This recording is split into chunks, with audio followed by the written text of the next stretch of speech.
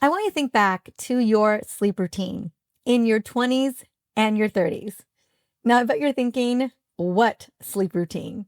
If you're like me, you didn't have one because you didn't really need one. Well, I could argue that we probably did need one, but we could get away with 5 hours or 6 hours of sleep after studying all night or being out with friends or a couple extra cocktails, on a Friday night with coworkers, and you just woke up feeling good. I remember messing around and finding out about a lack of a sleep routine for years, like probably for a good solid 15 plus years of my adult years was, what is sleep? Do I really need to prioritize it? And the answer was no, because I definitely did not. And then my mid 30s hit and sleep was requiring a little bit of intention. I don't know if this was true for you, if you had to start paying attention to your sleep routine in your 30s, maybe like your mid to late 30s. But for a majority of women, once we hit midlife, a lot of things begin to shift, right? We don't get to mess around and find out in our 40s, or we're going to feel like hot garbage the next day. And I will tell you two defining moments for me in my 40s where I was like, okay, I've got to get real serious about my sleep routine. The first time, and it was almost impossible to do it at this time, but the first time was when I just gave birth to my son. I was in postpartum. And I will tell you, that first couple of months of postpartum is like a serious level of torture when it comes to lack of sleep. Like you are barely functioning during those first couple of months. And thank goodness you are hardwired to keep that baby alive. And they are so darn cute because honestly, nobody would choose that level of sleep deprivation. That was the first time I remember thinking, and I remember my sleep was so bad, even into like the 8th month of my son being alive. And I remember I was about to turn 42. Yeah. And it was August. It was around this time, 4 years ago or whatever. And I was like, I can't do this. I'm not going to make it. And because the sleep was still so inconsistent and it was hot. It was just hot garbage. And then the second time I really knew that I had to prioritize my sleep was after my back-to-back concussions 2 summers ago. It became so critical that I was mindful about the quality of sleep and my sleep consistency and my routine because I literally could not function the next day if I didn't get deep, restful sleep. It would make or break me. And so ever since then, I would say, gosh, ever since my early 40s and definitely since the last couple of years, if I don't get a good night's sleep, it almost feels like I am hungover. And I'm wondering if you can relate. Because today I really do want to address the elephant in the room that is robbing your energy. And it's by far one of the most frustrating and overlooked issues for women in midlife, in their 40s, 50s, and beyond, and that's sleep. And that is why sleep and circadian rhythm optimization is a cornerstone pillar in my upcoming book, The Perimenopause Revolution.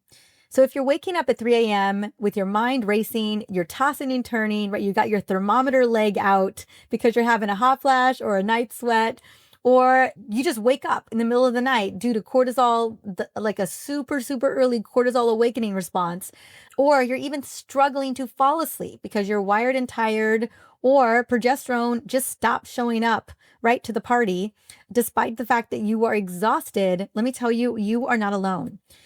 This episode is all about reclaiming your sleep. And if that resonates with you, if you're like, sign me up for more deep, restful sleep, and it's not so much the sleep, it's the way that we feel the next day. Sign me up for feeling more well-rested. Sign me up for feeling like I've got energy in the tank when I wake up. Sign me up for not having to pound 3 espressos in the morning just to crawl through the late morning and early afternoon. If that resonates, I want you to spread the love about this episode today.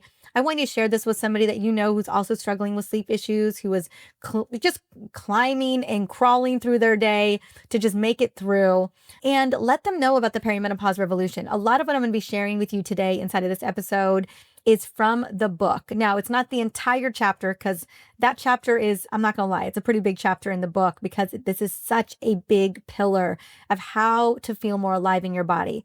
But share the book with them. with your coworkers, your book club friends, your family members, because no woman deserves to suffer needlessly. We all deserve to feel energized, and it starts with the quality of your sleep. I'm talking every single day of the week, right? No social jet lag where we are consistent, Monday through Friday, but then again, we mess around and find out on Saturday and Sunday. And this show, most importantly, was created for every woman who's ever felt dismissed, exhausted, or confused about what's happening to her body. And oh my goodness, it can feel like a kaleidoscope of symptoms and stuff that's coming up in midlife. And really, for every woman who's been told that it's just aging, or, oh, here's a sleep pill, or, it's just how it is for women in midlife. I was interviewing another fellow doctor and practitioner for my expert tell-all series that I'm going to be releasing in a few months. And she was in late peri. I would even say she was pretty much in menopause. And she was having severe sleep issues. It was probably the thing that was rocking her the most. That, and as a result, her cognition. She couldn't remember anything. She was having a hard time doing presentations. She even wondered, she was in the middle of writing a new book, and she wondered, like, am I even going to finish this book? Like, I'm afraid, like, I think I may not be able to. And she went to her doctor to talk about hormone replacement therapy, particularly oral micronized progesterone, to help with her sleep. Because at this point, she was barely having a cycle or a period anymore. She was probably basically at menopause's door. And the doctor was like, sleep is not an indication for taking progesterone. And you just deal with it. You just suck it up. I've been sucking it up for over a decade and a half. And these are the things that I do to like manage it barely. And it was such a dismissal and a brush off. And, I asked that doctor, I was like, how did it feel to experience the level of dismissal that so many of your patients come to you as a result from, and she was like, it was crazy. She's like, I never thought it would happen to me. And here I was fighting to start HRT. And yet I'm being told that it's not appropriate. And we're going to talk a little bit about, what we can use HRT wise, particularly oral micronized progesterone when it comes to sleep. But I just want you to know that you are not crazy and you are not broken. And if you're getting dismissed, you deserve another practitioner who's going to give you the highest standard of care, because you are in a profound transition. I mean, perimenopause into early menopause, we're talking about 15 plus years, between the two. And no one gave us a roadmap for how to navigate this, right? Until now. So I want to break down what is happening in midlife sleep, because guess what? It's not one thing, right? It never is. It's never one thing. I wish I could say that it's just declining progesterone levels. I wish I could say that it was deregulated cortisol levels, but often it's a multitude of things. So sleep issues during perimenopause are often, again, dismissed as just a part of normal aging, but that's not the entire truth. So what is really happening? One, your circadian rhythm. Your body's internal clock is out of sync. And this is I break this down, my gosh, over the course of many pages inside of the Perimenopause Revolution book. But basically, we know that due to this modern day lifestyle of us living basically in dark boxes with blue light all day long, it messes with our circadian rhythm, right? We're inside when we should be outside. And then during dark time, when after the sun sets, we need to be having dim lighting. And instead, we've got just blaring blue light that completely messes with our serotonin levels.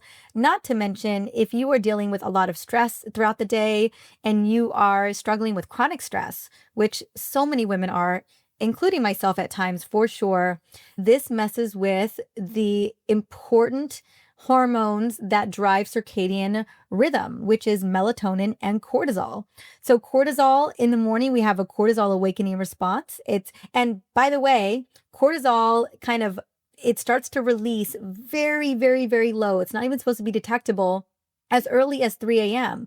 But if you have cortisol spillover from the day before, that little like release of cortisol at like 3:30, 4 o'clock in the morning, it can be enough to wake you up. And then you can't get back to sleep, right? If you don't have enough melatonin to kind of dampen that mini cortisol surge, it'll wake you up. So we finally will have our cortisol awakening, the biggest surge of cortisol, right when we wake up.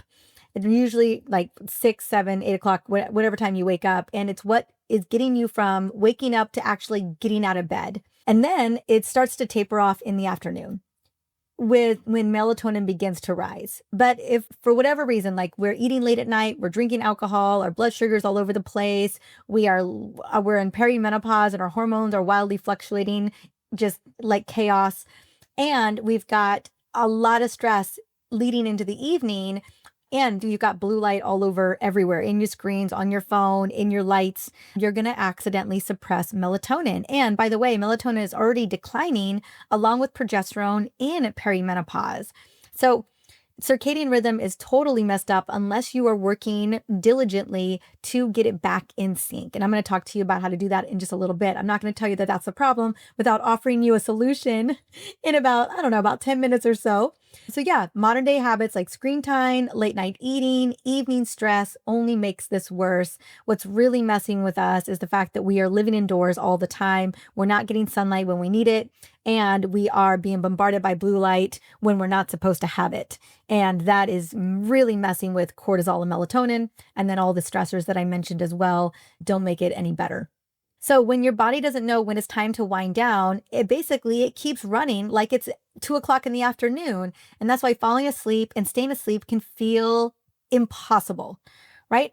The next thing that can really mess with your sleep, right? There's some other big culprits that I kind of mentioned, is going to be evening alcohol or sugar.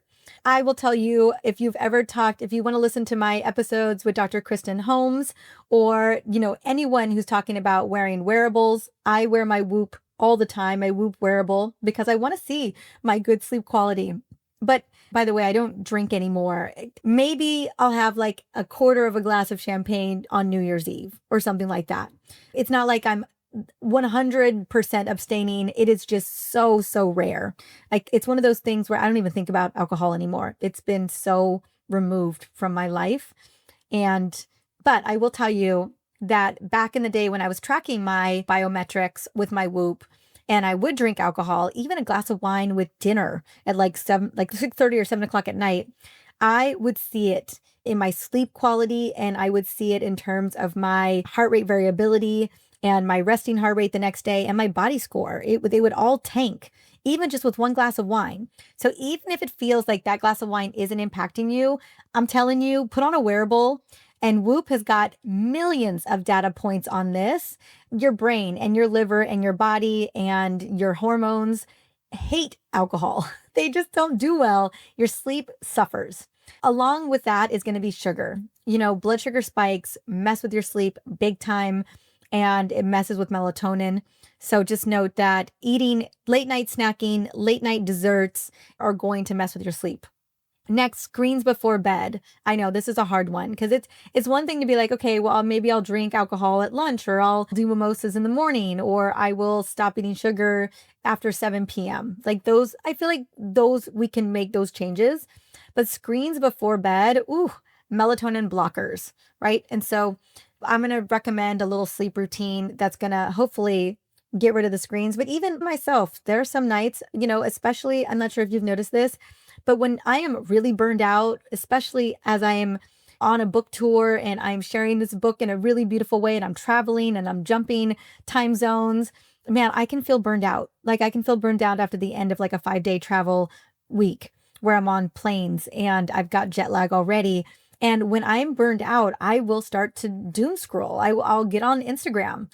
And I won't even know I'm doing it. Like I'll have gone there to go listen to a book on Audible, and I'll somehow tap Instagram. So something to consider if you're feeling burned out or overly stressed.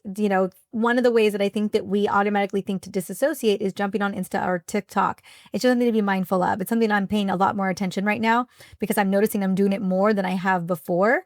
And although I'm still managing or supporting my sleep consistency, it's something that I know is absolutely impeding my higher sleep quality. Next, skipping meals or late night dinners. Again, this is driving circadian misalignment. Stressful evenings, cortisol is up, melatonin is down. So if this is sounding familiar, I just want you to take a moment, take a breath. I get it. It's easy to get caught up in a lot of these lifestyle like ways of living that is messing with our sleep. And so I know people are always quick to be like, oh, you need a sleep aid, like a natural sleep aid, like L-theanine or 5-HTP or magnesium glycinate or melatonin or oral micronized progesterone, which I am a fan of all of it. And we got to get really clear on what is sabotaging your sleep to begin with, because we know that the biggest lever that's going to move the needle for you is optimizing your circadian rhythm. But that means locking and loading on that lifestyle. Again, being outside as much as possible during the day, even if it's a mini break, and dimming lights and removing blue light screens at night before bed. Like, it's just, again, we're not in our 20s anymore. We're not in our 30s. This is just one of those things that we just can't get away with anymore. At least I'm speaking for myself and a lot of the patients that I take care of. This is very much the case for myself and them. So what can we do? What are the top sleep pivots? And I'm going to share pivots that I know work, because I have worked with women with horrible sleep issues over the years. I was just working with a friend of mine, Alice, who came to me specifically because she's like, I need you to fix the sleep issue. And I was like, okay, let's get to work. And obviously lifestyle was a major player here, along with bringing in some really wonderful natural sleep remedies. Okay, so number one is you've got to honor your sleep consistency. This is foundational. This is your secret sleep superpower.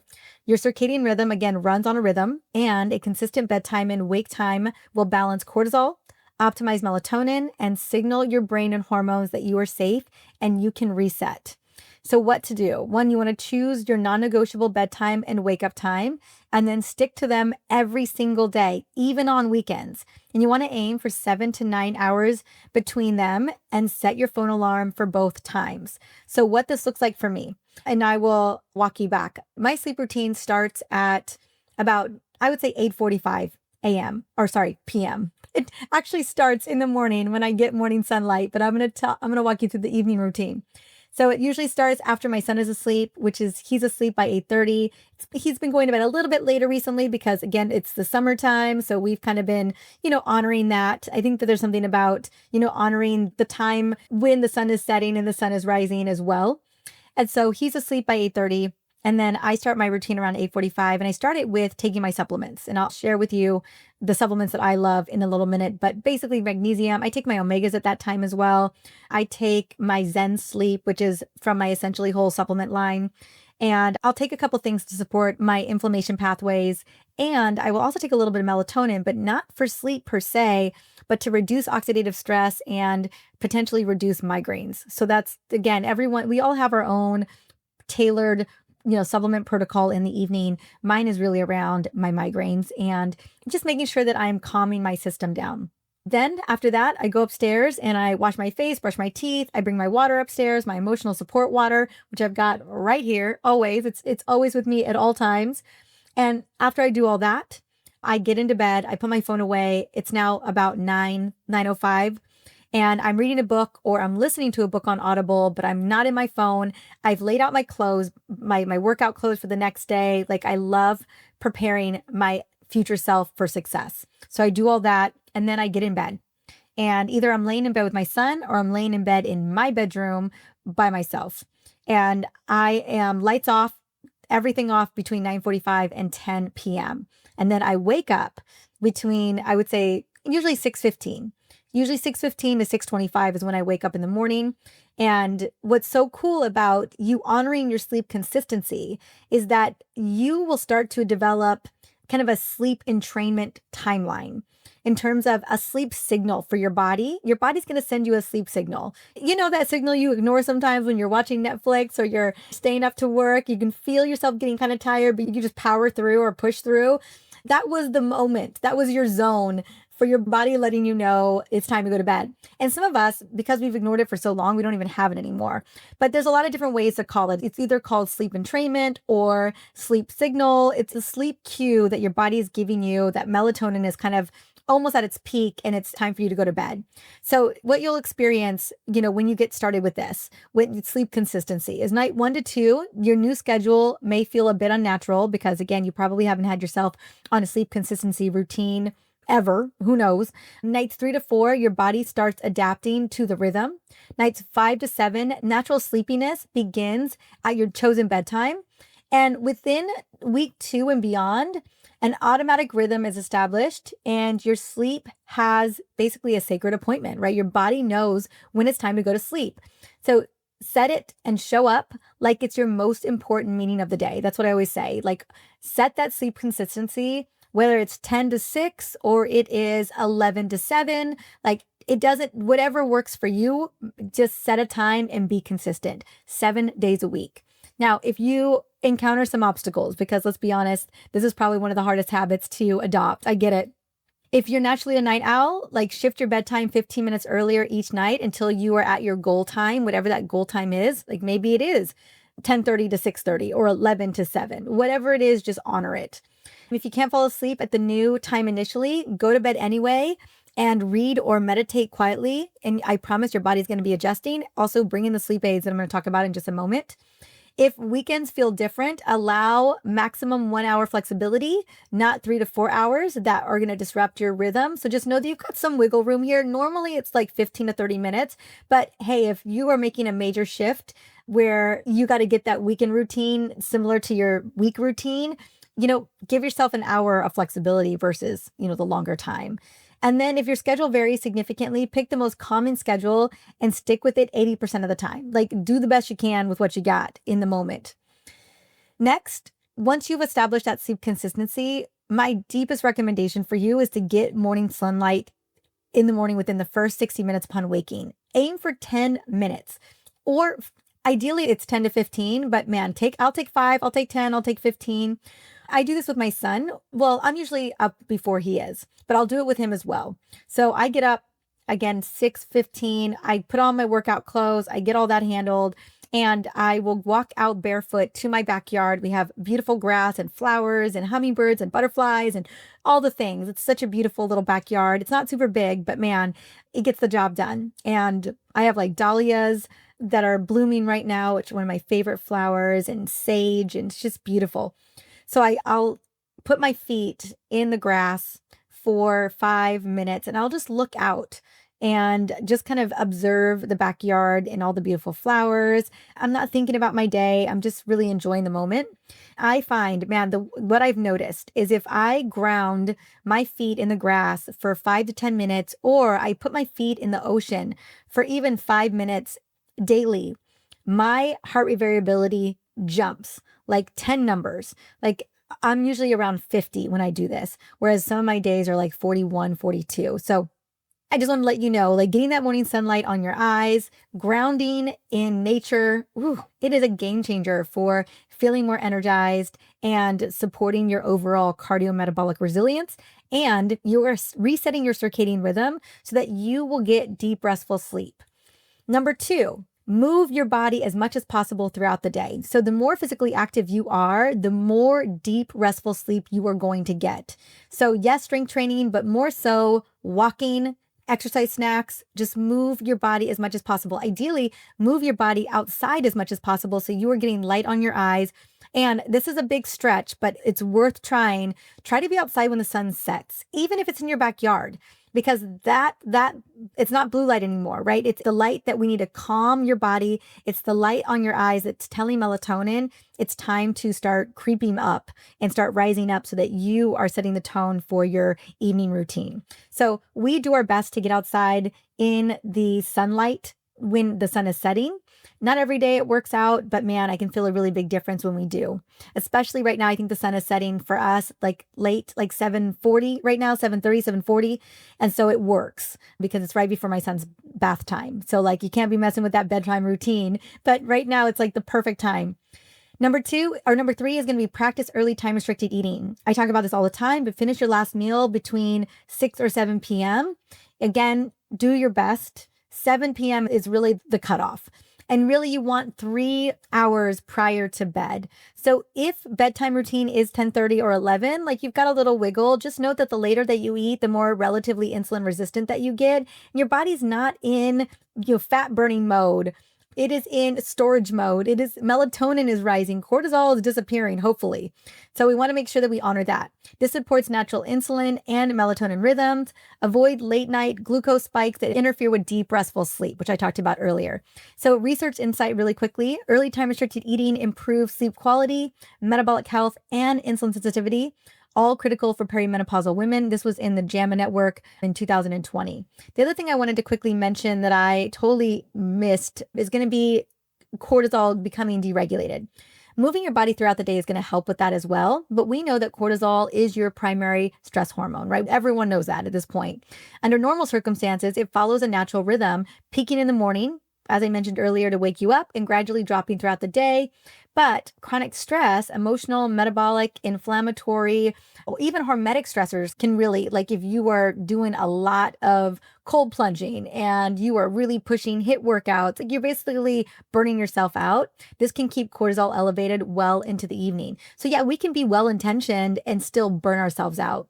And when we have that high nighttime cortisol, well, it's going to block melatonin because cortisol is that survival hormone. It's going to trump melatonin. The only thing that can trump cortisol is oxytocin, making it harder to fall asleep when cortisol is blocking melatonin. It also increases nighttime awakenings. Again, I talked about that little bump in that cortisol around 3 or 4 o'clock a.m. That's going to wake you up and reduces deep restorative sleep stages. So, quick research insight: a study in the Journal of Clinical Endocrinology and Metabolism found that elevated evening cortisol is strongly associated with delayed sleep onset, shortened sleep duration, and increased nighttime awakenings. So just know that this is real and this is happening to so many of us, particularly in perimenopause, as estrogen and progesterone are declining. We kind of end up reliant on cortisol to kind of get us through the day. We kind of leverage it and it ends up burning us. Like I always say, you can only borrow cortisol for so long because you're stealing from yourself. So we know that declining estrogen makes women more sensitive to cortisol and stress. So not only does your cortisol rise more easily in midlife, but it also hits harder, creating a vicious cycle of anxiety, sleep trouble, and next day fatigue. So just wanted to let you know, another thing that could play a role here too is going to be mood and anxiety, which again become more erratic during perimenopause. But these hormone changes impact our mood, leading to increased anxiety and depression. Up to 40% of women in perimenopause will have clinical diagnostic criteria for anxiety and depression, which interferes with our sleep quality, right? Even though women tend to sleep a lot more when they're depressed, the quality isn't always super great. So just note that when we're active and we're moving and we're outside, like that's what's going to really help to give us good sleep quality, mainly because it's going to help to regulate our cortisol levels. It's going to help to regulate our circadian rhythm. And it's going to wear us out so that we actually want to have that deep, restful sleep in the evening. Okay. The next thing is going to be calming the mind to sleep soundly. Right? So I want you to choose one of these practices for 5 to 10 minutes to activate your parasympathetic nervous system, right? We want to calm the body. We want to get out of that autonomic sympathetic nervous system into parasympathetic. This shifts your nervous system from stress mode to rest mode. And you can begin implementing some of these earlier in the day if you're finding that you are having high stress, even in the early evening or late afternoon. So it's going to help us process daily stress and prepare your brain for sleep. Remember, your brain needs to feel safe. You need to send the safety signals to the brain to let the brain know it's okay. And if you're adding alcohol to the mix and sugar to the mix and stress to the mix and blue screens to the mix, all you're doing is telling your brain it is not safe. We need to be alert and awake. We need to handle life's stressors. So here's things that you can do to tell your brain, hey, chill, we're good. Option 1 is gratitude practice. So write down or say 3 things that you're grateful for, including why they matter to you. Focus on the feelings that these experiences generate, not just the events themselves. So I love this practice. I do this with my son when we're doing his nighttime routine. I actually have a gratitude practice in the morning and in the evening. And I love the evening gratitude practice to be around what I'm grateful for the actual day that happened that day. Like, what are all the things that worked out for me that day? There's always, even if you had a crappy day, there's always things that worked out for you. Number 2, this is really helpful for women who, again, wired and tired at night, is the brain dump activity. So write down everything that's on your mind without trying to organize or solve anything. Just dump it onto paper, then close the journal when you're finished, right? It's on paper. You don't have to do anything with it. It's living there. It can be addressed later down the road.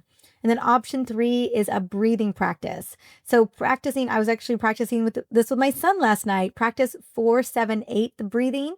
Inhale for 4, hold for 7, and exhale for 8.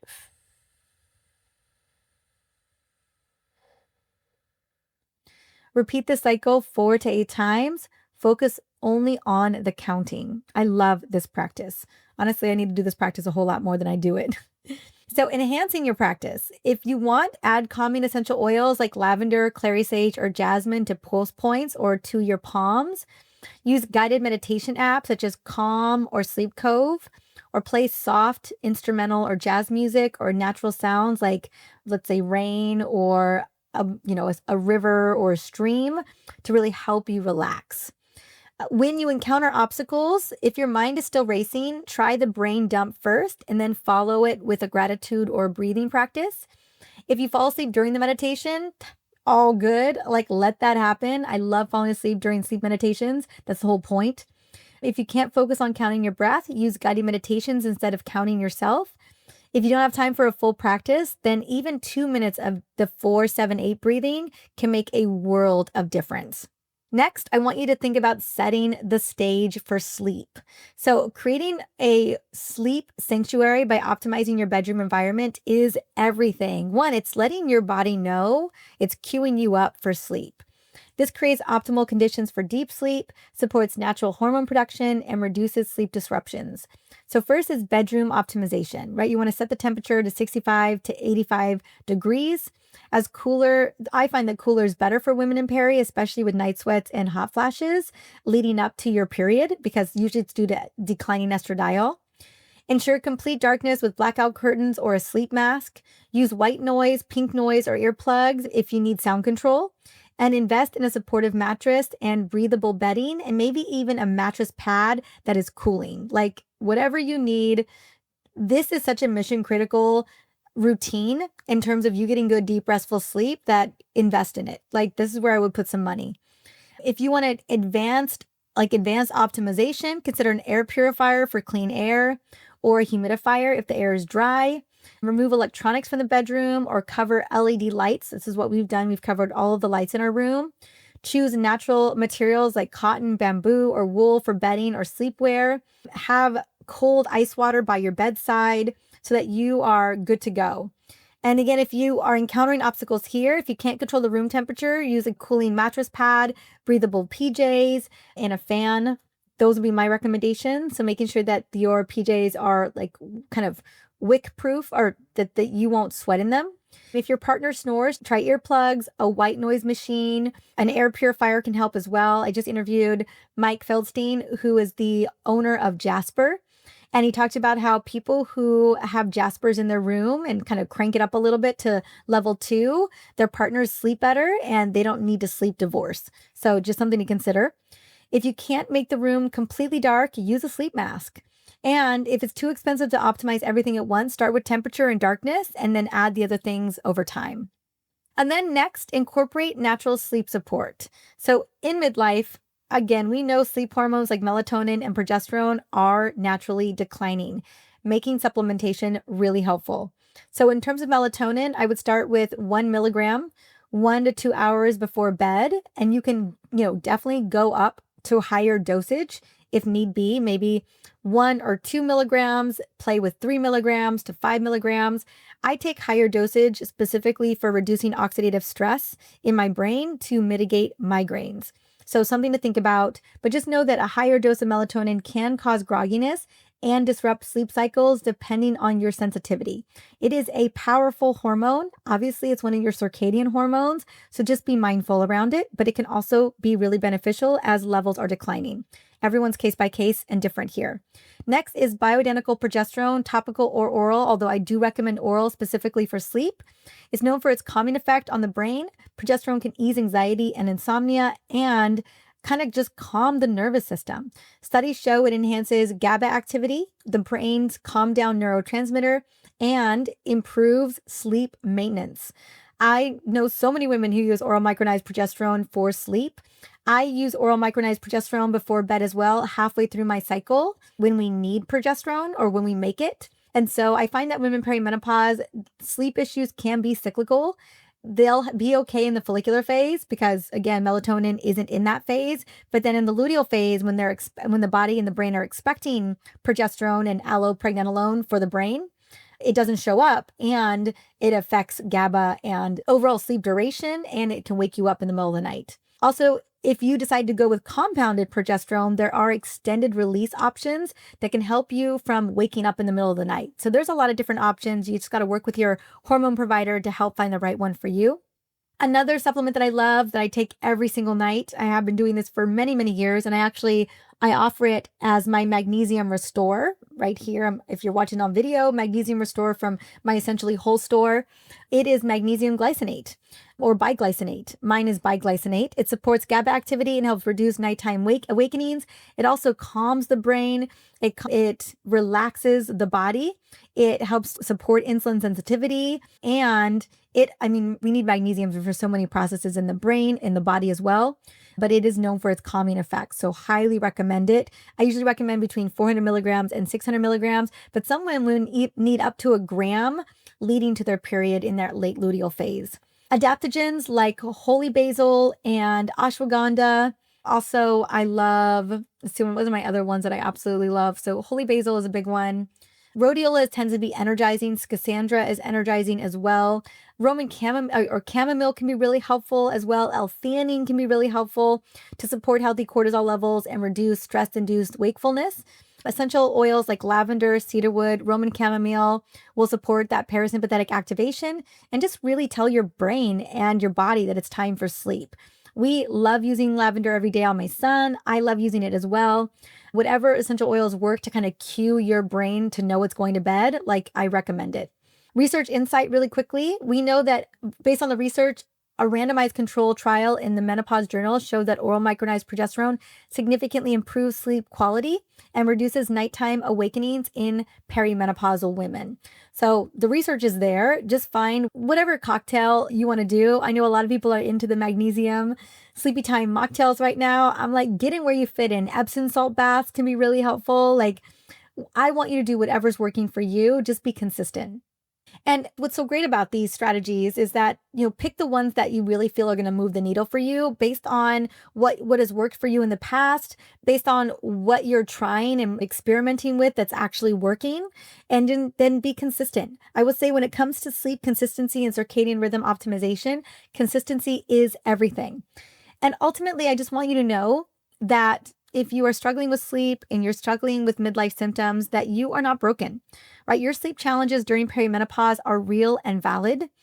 With a few intentional adjustments, you can begin to experience deep restorative sleep again, wake up feeling refreshed, and feel like yourself.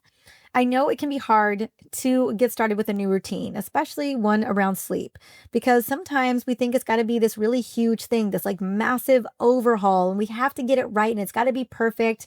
But no, what if it's a small thing? What if it's going to bed 15 minutes early or 30 minutes early and stepping outside for 5 minutes in the sunlight before you start your day? It could be just that.